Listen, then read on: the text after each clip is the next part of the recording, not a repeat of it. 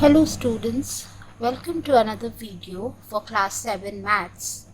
Today I shall be telling you about algebraic expressions and how to put the values of given literals and get the value for the algebraic expression.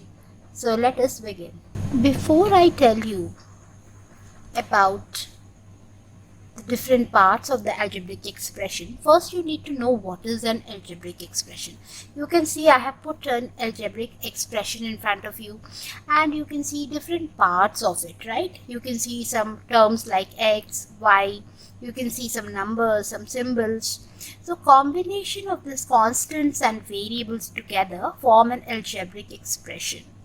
Right, students? So we can tell that a collection of the constants and variable together, which are connected by various operations, it may be addition, subtraction, multiplication, division, all this together form an algebraic expression. Okay, so here you can see there are different terms. Okay, so this is the first term, this is the second term, and this is the third term. So how many terms are there? That you have to see how many are separated with the different symbols. Like here we have two negative signs and three terms. So when you count the terms, the various parts of an algebraic expression which are separated by this plus and minus sign, they are called the terms of the algebraic expression, terms. And depending upon these terms, we will classify them also. So before going to that classification, children, I would like to tell you about the constant term. So here you can see that x is attached with 3. So x means it is a variable. Here when x is attached to 3, that becomes a variable because the value of 3 will not change, but the value of x can change anytime. It can be 1, 2 or anything, or a negative number, anything. So the term, when we talk about the constant term in an expression, that is the term in the algebraic expression which will not change. So if I talk about this given expression, 3x square minus 5x square y minus 7, then minus 7 is a constant term here whose value is not going to change. Another thing that you should know is a product. When we talk about a product, what is it? Like here we have 3x square. It's actually the product of 3 into x into x. So when two or more constants or literals, they are multiplied together, then we get the product. And what is the factor?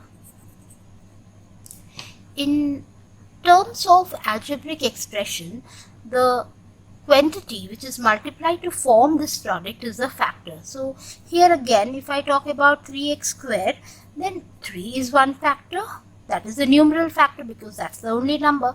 And we have a literal factor, that is x square. So also you can separate it into two more parts, that is x into x, right? Or if I tell that minus 5x square, so what are the factors of this? It is minus 5, x, x and y. So these are the factors. So if you see, I have an algebraic expression here and you can see that 1, 2 and 3 terms are there. Now what is a tree diagram? Now the terms in the factors of each of the algebraic expression can be expressed in the form of a tree diagram. So how do I write this for the given expression? I will divide this given expression into 3 parts as they contain 3 terms, that is ab, 2b square and minus 3a square. Okay, and then I break it into individual factors, that is this is minus a and b, this is 2b and b because bb into will form b square, this is minus 3a and a. So this becomes a tree diagram. I hope you have understood this. Now if I have a term like minus 8 x square y z, this is a simple term, and if I talk about the coefficient of this term, what will you tell me? Now you will ask, what is a coefficient, right? Coefficient is any factor of a non-constant term of an algebraic expression. Now it is not a constant. Like if I have just 7, then like 7 into 1, so 1 is the only coefficient it will have. So we are talking about all the terms. So in this again we can classify it as the numeral coefficient or the literal coefficient. Now what is the number in this given term? It is minus 8. And what is the literal? Means the variables x square, y and z. Now coefficient can be of any factor. Like I can say in this given term, tell me the coefficient of z. So you have to write minus 8 x square y. Means except that given term, you have to keep aside and remove all the other terms. That will become the coefficient of that given term. I will show you one more example. Suppose in this given question only, I have coefficient of x. Now you can see that the question is x squared. So minus 8 will come out, 1x will come out because already 1x we are using in the coefficient. So 1x we have to remove. And what is left? Yz.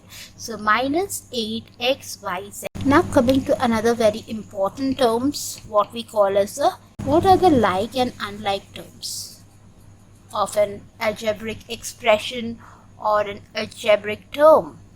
Now if I write 2ab, 8ab, 7ba, minus 6x square y, minus 8xy. So I have 5 terms here, right?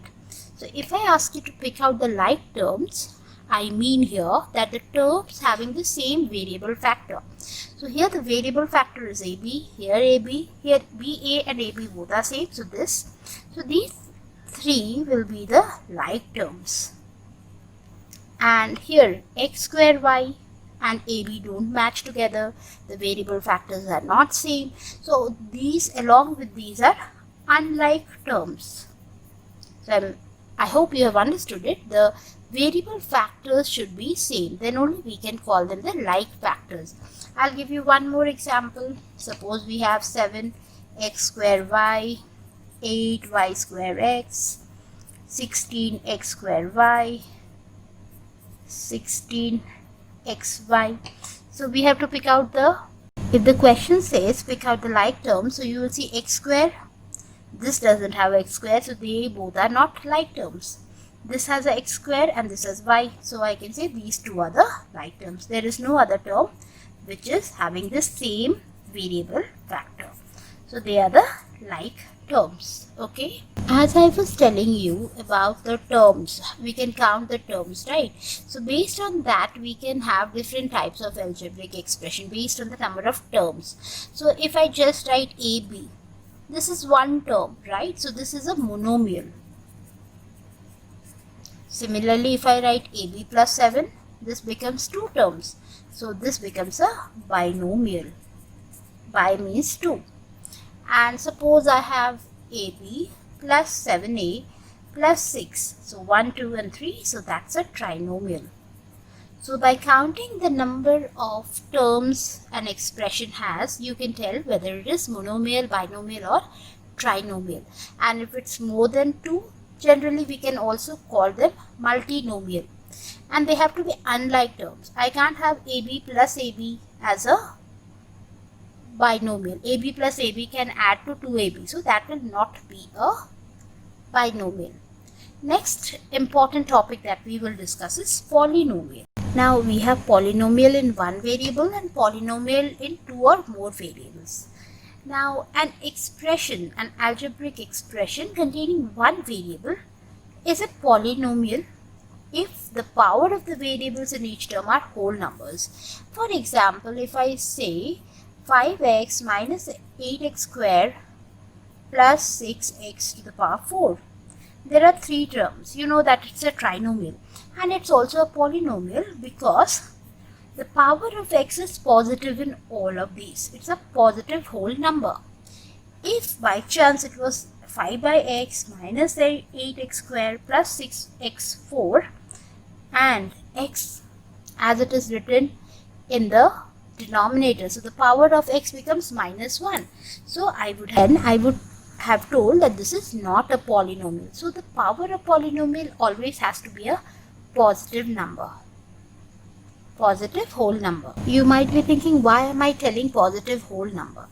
Right. So if I just say that 7, I can say 7 is also a polynomial. You know why? Because 7 has no x or any literal along with it. But if it had, I could say that its power is 0. So you know that in algebra anything to the power 0 is 1. So 7 into 1 is 7. So that's a polynomial. Did you get it, children? A polynomial, this is with one variable. I've just used single variable x. Okay. Now if I say polynomial in 2 or more variables, what do you understand? It is an algebraic expression with more than one term. So it may be something like this. So here you can see I have x, I have xy also. So it is two variables are there, that is x and y. So it can be more than two variables also. This can be another polynomial, right? Now how do I get the degree of the polynomials? Degree of the polynomial is the greatest power of the literal in a polynomial. Okay, so if I talk about a polynomial in single variable or one variable, suppose my terms are 7x square minus 8t to the power 3 minus 7. This is a polynomial because the power of t is all positive, and the degree of this polynomial is t to the power 3. That's the maximum, so degree is 3. Similarly, if I tell you to find out the degree of this given polynomial, so you can see here it is two variables. So whenever we have two variables, we have to add the terms, the power of both the variables. So here 1 plus 1 is 2. I'm just writing it for you to know.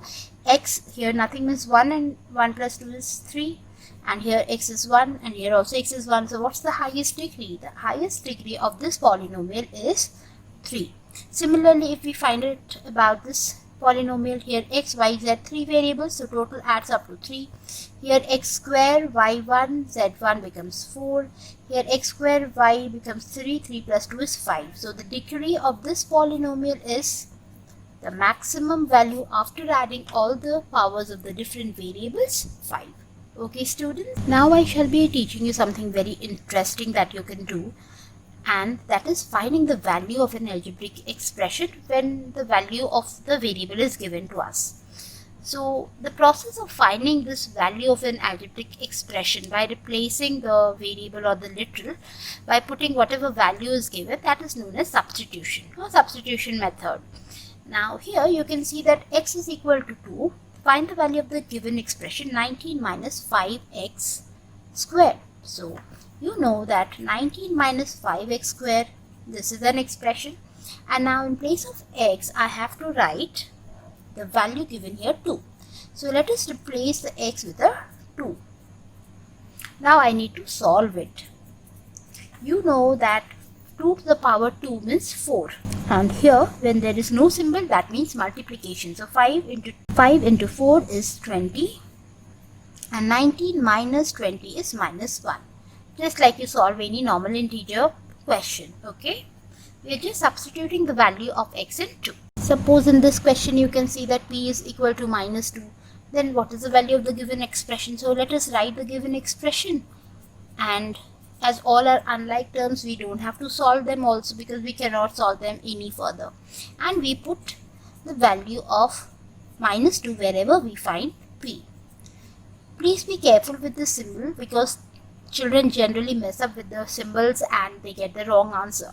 And this is a very easy thing in mark fetching also. So now minus 2 to the power 2 is 4 because minus and minus becomes positive. Now this minus and plus will become a minus 8 plus 7. Now this is again minus 12 plus minus minus 8 plus 7.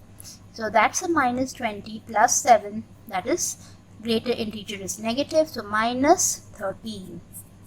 It's as simple as this. I'll show you some more questions with substitution. Like if the question says that z is 10, find the value of z. So here z cube minus 3, z minus 10, copy down the question and in place of z, put the given value. So z to the power 3 is not 30, okay children, it is 10 into 10 into 10, that is 1000. Minus 3 into 0. So you know anything into 0 is 0. So our final answer is 1000. Now a little twist to the questions of substitution. Simplify the given expression and then find the value. when x is equal to 0. Now this expression can be simplified. So first I copy the question and then I simplify it. That is x plus 7. So bracket, open the bracket. This is 4 into x, 4x minus 4 into 5, that is 20. So you can see like terms, add the like terms. Minus 20 plus 7 is minus 13. So after solving, you have to put the value. Now value of x is given as 2. So what is going to happen? 5x minus 13. In place of x, I am going to put 2 and solve it. That's 10 minus 13 equal to minus 3. So we are doing substitution, but first we are solving the given question. So with this, I would like to wind up for the chapter algebraic expression.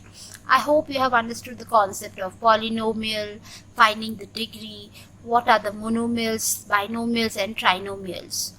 And do let me know if you liked the substitution method and would you like to solve questions based on it? Type in a yes or no in the comments box. And do not forget to like, share and subscribe to the channel Study Assist. And keep watching for more content. Thank you for watching.